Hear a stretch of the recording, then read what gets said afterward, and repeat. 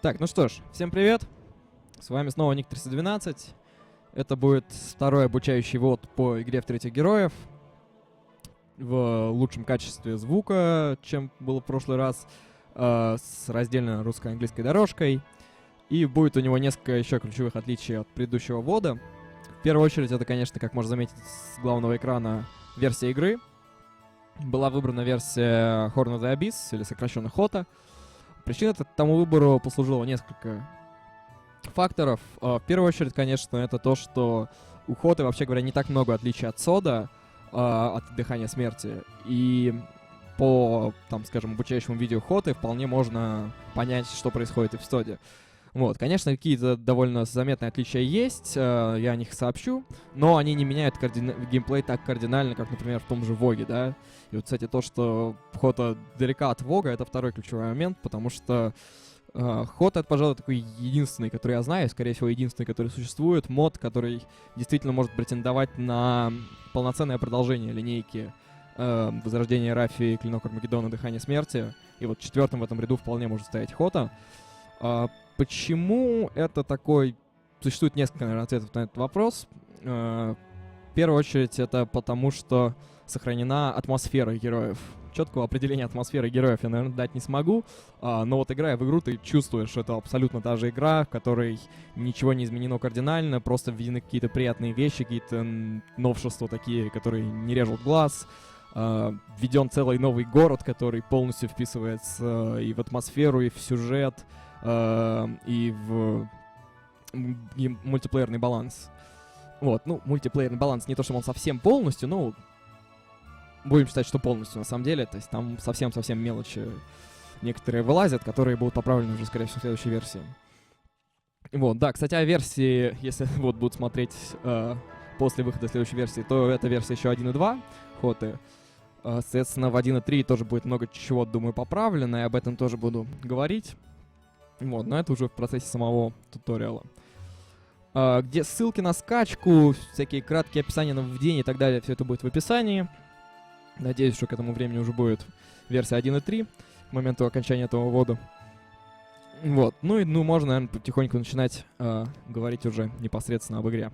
Да, вот куча графических изменений, тоже вот новые экраны, выбора карты, в общем, о всех графических изменениях я даже упоминать не буду, просто будете сами их замечать, потому что их действительно все не перечислишь. Итак, играем мы, конечно, на случайной карте, потому что учиться, вообще говоря, по фиксированным картам, да, по фиксам так называемым, это вообще такая довольно странная идея.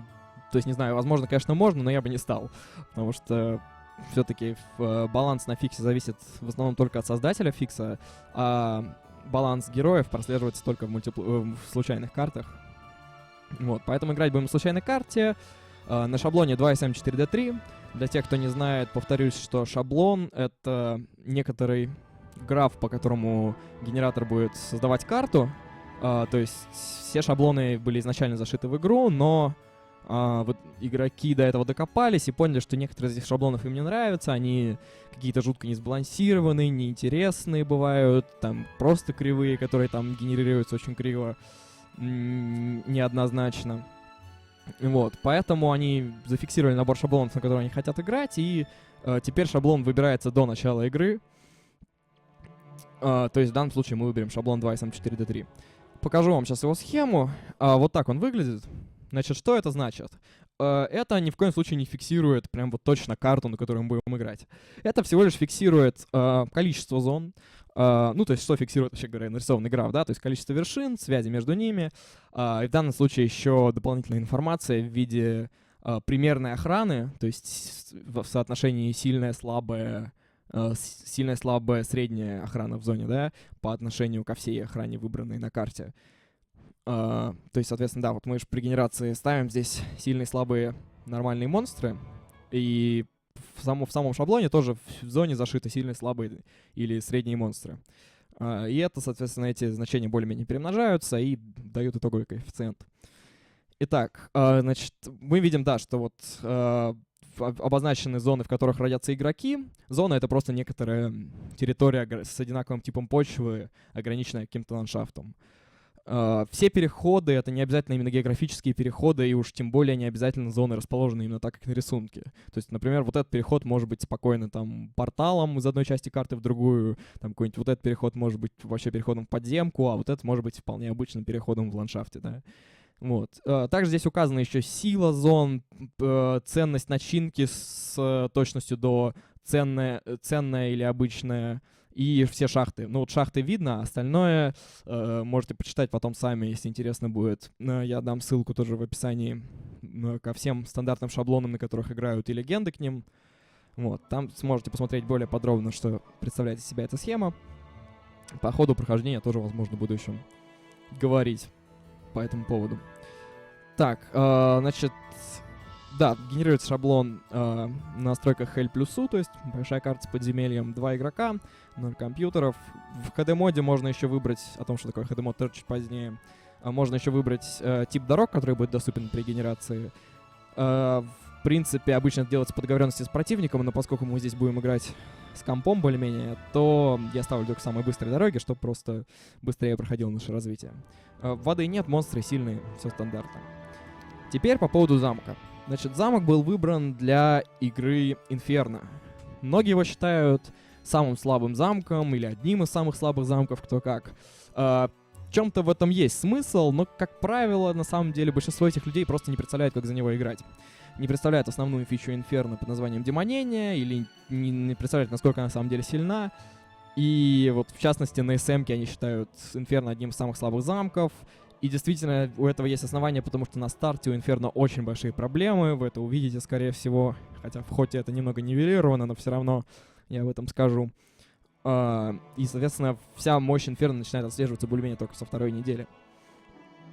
Стартовый герой я всегда беру Маришку, вообще без всяких вариантов.